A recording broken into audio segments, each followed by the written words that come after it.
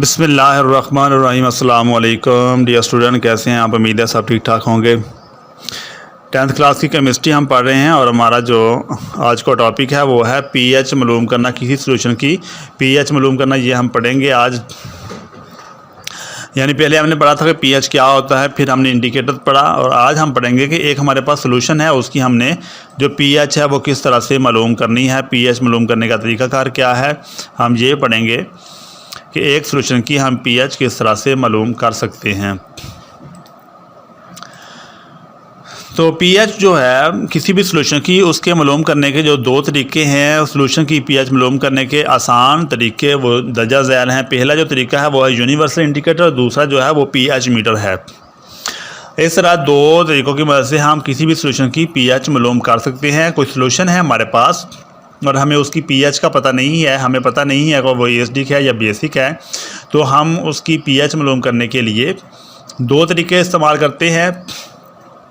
पहला जो तरीका है उसका जो नाम है वो है यूनिवर्सल इंडिकेटर्स, यानी यूनिवर्सल इंडिकेटर के ज़रिए हम पीएच मालूम करेंगे, या फिर हमारे पास जो दूसरा तरीका है वो पीएच मीटर है।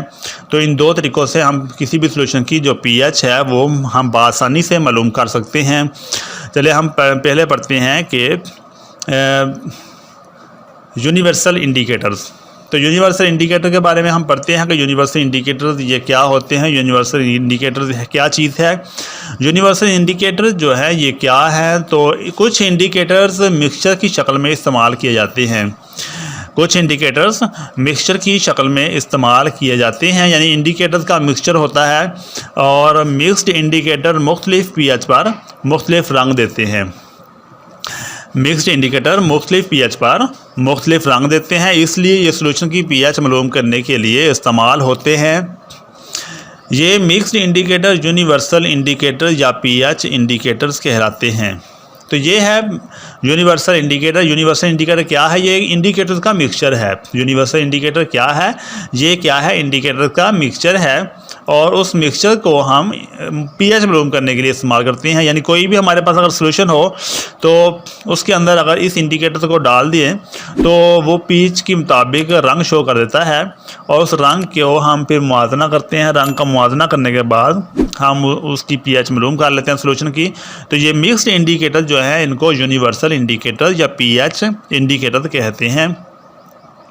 तो यूनिवर्सल इंडिकेटर, कुछ इंडिकेटर मिक्सचर की शक्ल में इस्तेमाल किए जाते हैं। मिक्स्ड इंडिकेटर्स मुख्तलिफ पीएच पर मुख्तलिफ रंग देते हैं, इसलिए ये सॉल्यूशन की पीएच मालूम करने के लिए इस्तेमाल होते हैं। ये मिक्स्ड इंडिकेटर्स यूनिवर्सल इंडिकेटर्स या पीएच इंडिकेटर्स कहलाते हैं। तो उम्मीद है कि यूनिवर्सल इंडिकेटर की आपको समझ आ गई होगी। यूनिवर्सल इंडिकेटर जो होते हैं ये इंडिकेटर्स का मिक्सचर होते हैं, यानी कुछ काफ़ी सारे इंडिकेटर्स को मिक्स करके उनका एक सॉल्यूशन बना लिया जाता है जिसको यूनिवर्सल इंडिकेटर्स कहते हैं। तो ये यूनिवर्सल इंडिकेटर ये मुख्तलिफ पीएच पर मुख्तलिफ रंग ज़ाहिर करते हैं, तो उन रंग को हम फिर मुआवजना करते हैं। तो हम नेक्स्ट इंशाल्लाह इसको पढ़ेंगे कि हम यूनिवर्सल इंडिकेटर के ज़रिए किस तरह से मालूम करते हैं पीएच किसी सॉल्यूशन की। तो ये था यूनिवर्सल इंडिकेटर। दूसरा है यूनिवर्सल इंडिकेटर से पीएच मालूम करने का तरीका क्या है। यूनिवर्सल इंडिकेटर से पीएच मालूम करने का जो तरीका है वो ये क्या है? पहले हमने पढ़ा था यूनिवर्सल इंडिकेटर होते क्या हैं, तो हमने पढ़ा कि जो यूनिवर्सल इंडिकेटर्स हैं ये मिक्स्ड इंडिकेटर्स होते हैं। तो इंडिकेटर्स का मिक्सचर जो है वो यूनिवर्सल इंडिकेटर या पीएच इंडिकेटर्स कहलाता है। तो अब हम पढ़ते हैं यूनिवर्सल इंडिकेटर से पीएच हमने मालूम कैसे करनी है। तो उसका जो तरीका है वो ये है कि किसी सॉल्यूशन की पीएच मालूम करने के लिए इस सॉल्यूशन में यूनिवर्सल इंडिकेटर पेपर का एक टुकड़ा डालकर बाहर निकाला जाता है। क्या करना है हमने सबसे पहले कि जिस सॉल्यूशन की पीएच मालूम करनी है उस सॉल्यूशन के अंदर हमने क्या करना है, यूनिवर्सल इंडिकेटर पेपर मिलेगा हमें बाज़ार से, यूनिवर्सल इंडिकेटर पेपर। और यूनिवर्सल इंडिकेटर पेपर का एक टुकड़ा लेना है और लेकर हमने जो सॉल्यूशन है उसके अंदर उसको डिप करना है। तो जब डिप हो जाएगा तो उसको हमने क्या करना है, बाहर निकाल लेना है। यूनिवर्सल इंडिकेटर पेपर का एक टुकड़ा डालकर बाहर निकाला जाता है और इस तरह इस टुकड़े के रंग का चार्ट से मुआवजना करके पीएच मालूम की जाती है। ये जो टुकड़ा डाला था हमने सोल्यूशन के अंदर, और उस उस जो कागज़ का टुकड़ा है, जो पेपर का टुकड़ा है, उसके ऊपर ख़ास किस्म का रंग ज़ाहिर होगा। उस रंग का हमने मुआवजना किससे करना है? उस रंग का मुआवजना हमने चार्ट से करना है। ये चार्ट हमें एक मिलेगा, चार्ट जिस तरह ये चार्ट दिखाया गया है, इसमें ये PH1, PH2, PH3 और ये 14 तक नंबर दिए हुए हैं। तो ये इस तरह हम इस चार्ट से उसके जो टुकड़ा है कागज़ का, उसका मुआवजना करके हम pH का हिसाब लगा लेंगे कि इस सोल्यूशन की pH कितनी है। तो दोबारा फिर पढ़ते हैं, यूनिवर्सल इंडिकेटर से pH मालूम करने का तरीका क्या है। तो उसका जवाब जो ये है कि किसी सोल्यूशन की pH मालूम करने के लिए इस सोल्यूशन में यूनिवर्सल इंडिकेटर पेपर का टुकड़ा डालकर बाहर निकाला जाता है। इस तरह इस टुकड़े के रंग का चार्ट से मुआवजना करके pH मालूम की जाती है। तो उम्मीद है कि यूनिवर्सल इंडिकेटर से हमने pH मालूम करने का जो तरीका पढ़ा है वो आपको समझ में आ गया होगा। तो इस तरह हम यूनिवर्सल इंडिकेटर से किसी भी जो सोल्यूशन है उसकी pH मालूम कर सकते हैं। दूसरा हमारे पास है pH मीटर। तो pH मीटर जैसे ये नाम से ज़ाहिर है, जैसे ये मीटर है तो मीटर लगा होता है, एक इलेक्ट्रॉनिक डिवाइस है, उसको हम pH मीटर कहते हैं। और pH मीटर से हम किस तरह से pH मालूम करेंगे तो उसका तरीका हम पढ़ते हैं। pH मीटर की मदद से किसी भी सोल्यूशन की pH मालूम की जा सकती है। pH मीटर की मदद से किसी भी सोल्यूशन की pH जो क्या है मालूम की जा सकती है। pH मीटर के साथ एक pH इलेक्ट्रोड लगा होता है। pH मीटर के साथ एक pH इलेक्ट्रोड लगा होता है और जब इलेक्ट्रोड को सोल्यूशन में डुबोया जाता है तो मीटर की स्केल पर इसकी pH ज़ाहिर होती है। इस तरह यूनिवर्सल इंडिकेटर पेपर की निस्बत pH मालूम करने का ये ज़्यादा बेहतर और आसान तरीका है। pH मीटर की मदद से किसी भी सोल्यूशन की pH जो है वो मालूम की जा सकती है। तरीकाकार क्या है कि pH मीटर के साथ एक pH इलेक्ट्रोड लगा होता है। pH मीटर के साथ क्या है, एक तार लगी हुई है, इलेक्ट्रोड जिसे कहते हैं। pH इलेक्ट्रोड लगा होता है। जब इलेक्ट्रोड को हमने सोल्यूशन में डुबोया जाता है तो सोल्यूशन के अंदर जब हम इलेक्ट्रोड को डिप करेंगे तो मीटर की स्केल पर pH ज़ाहिर होती है। उस pH को हम पढ़ लेंगे तो वो सोल्यूशन की क्या होगी, pH होगी। ये यूनिवर्सल इंडिकेटर पेपर की निस्बत pH मालूम करने का ज़्यादा बेहतर और आसान तरीका है। तो ये था pH मीटर। तो pH मीटर की हम इसकी डायग्राम भी देखते हैं pH मीटर किस तरह का होता है। तो ये pH मीटर एक दिखाया गया है, ये वाला pH मीटर है, pH मीटर, और pH मीटर के साथ तार लगी हुई है और तार के साथ ये वाला जो है ये इलेक्ट्रोड है। ये इलेक्ट्रोड को डिप किया हुआ है सोल्यूशन के अंदर। ये बीकर है, बीकर के अंदर पानी डाला हुआ है, जो सोल्यूशन डाला हुआ है जिसकी हमने pH मालूम करनी है, तो उसके अंदर ये इलेक्ट्रोड डूबा हुआ है।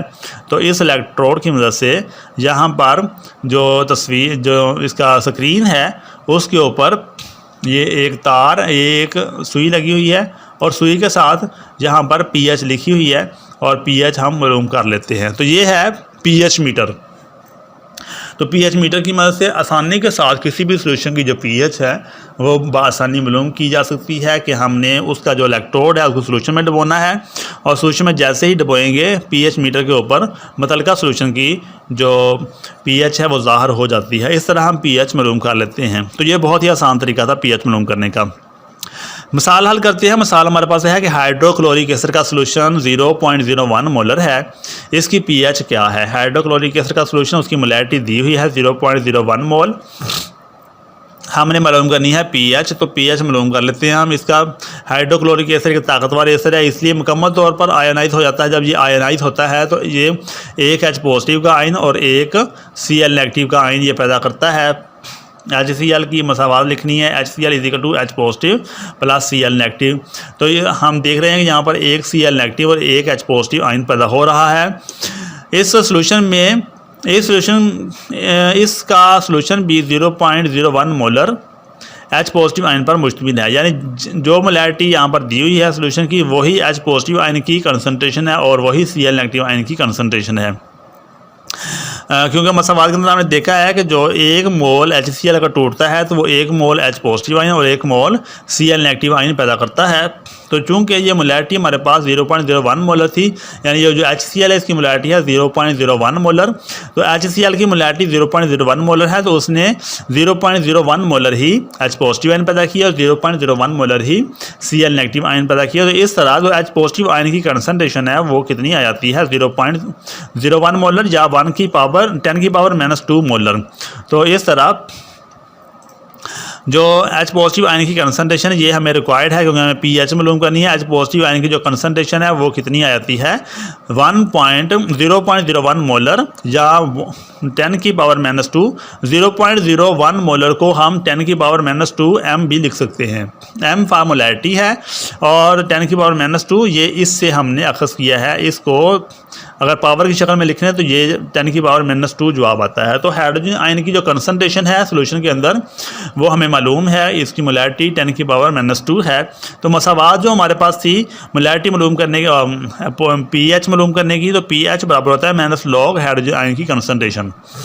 ये हम पहले पढ़ चुके हैं कि जो pH है वो इक्वल होता है minus log H positive ion की कंसंट्रेशन।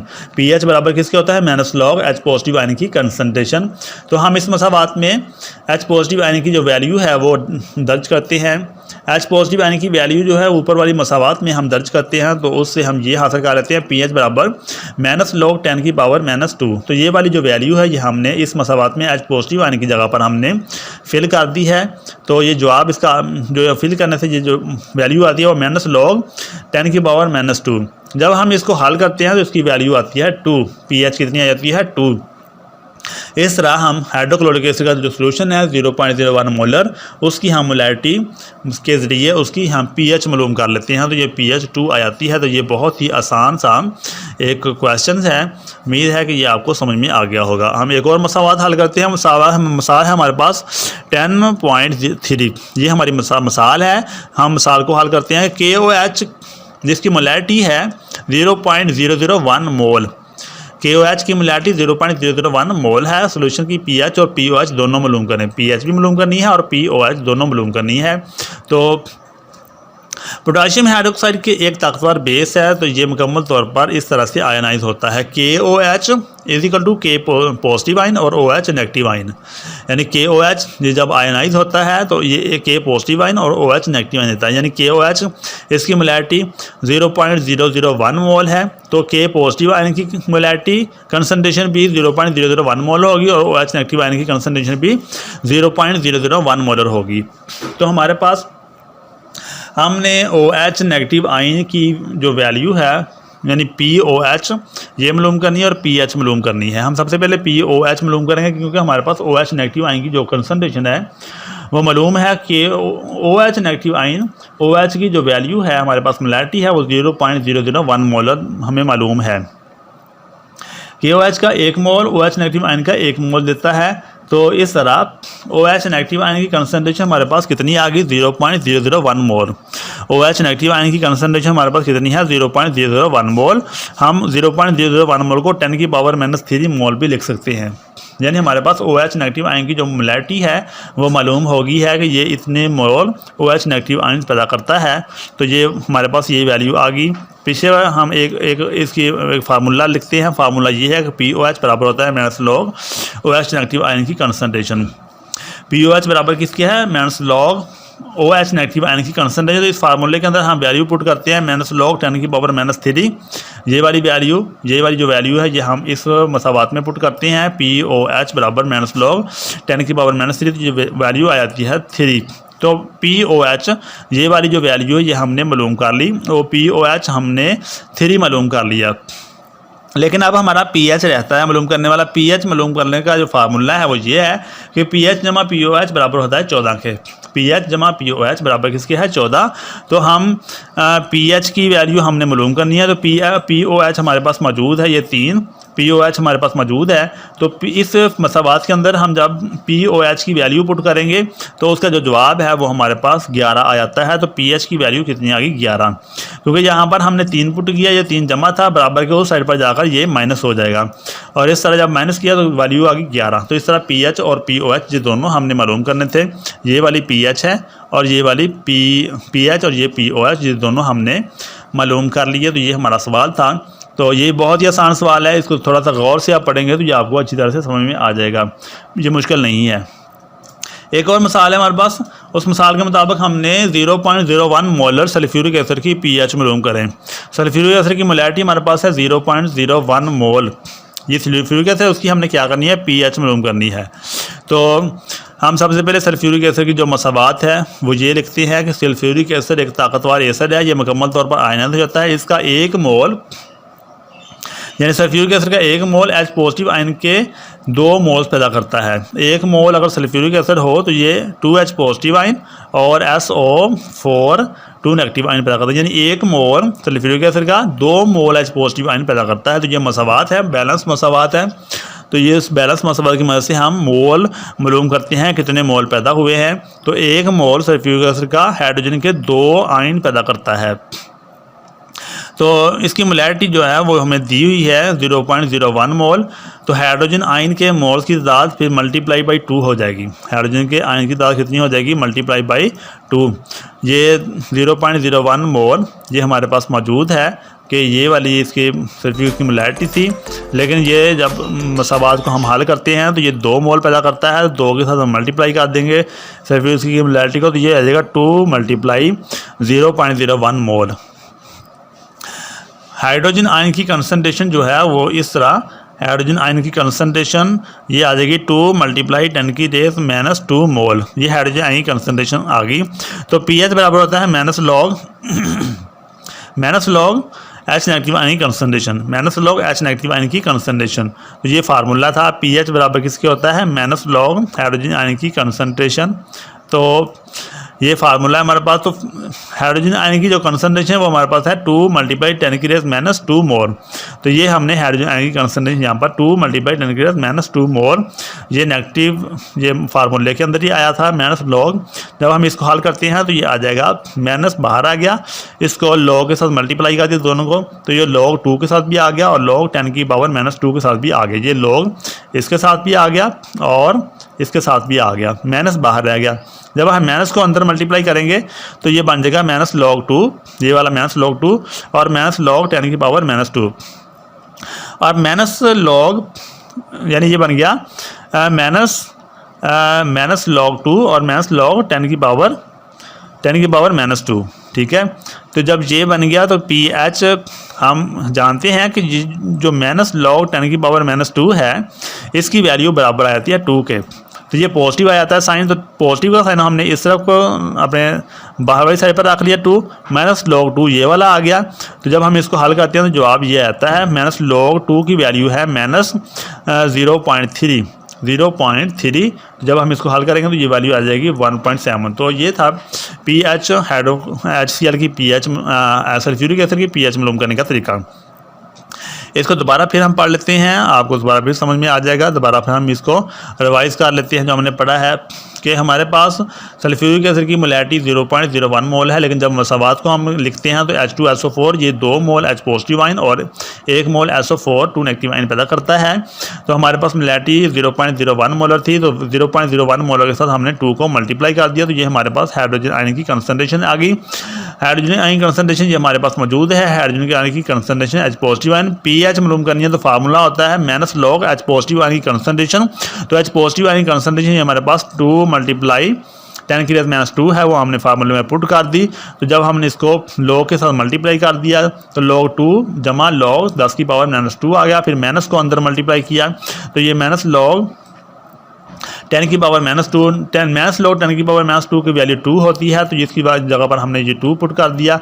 ये 2 जब हमने पुट किया ये पॉजिटिव था तो हमने बाहर की साइड पर निकाल लिया, माइनस को ये लॉग 2 माइनस के अंदर वाली साइड में हम लिख दिया। तो इस तरह pH बराबर लॉग 2 की जो वैल्यू है वो 0.3 है। तो जब हम इसको हल किया तो 1.7 ये इसकी pH की वैल्यू आ जाती है। तो ये था हमारा आज का सबक, जिसमें हमने pH मालूम करने का जो तरीके थे वो पढ़े और pH किस तरह से मालूम किया था, यूनिवर्सल इंडिकेटर्स क्या होते हैं, और इसके बाद हमने जो मसावात हैं मसाले हैं उनको हमने अच्छी तरह से हल किया।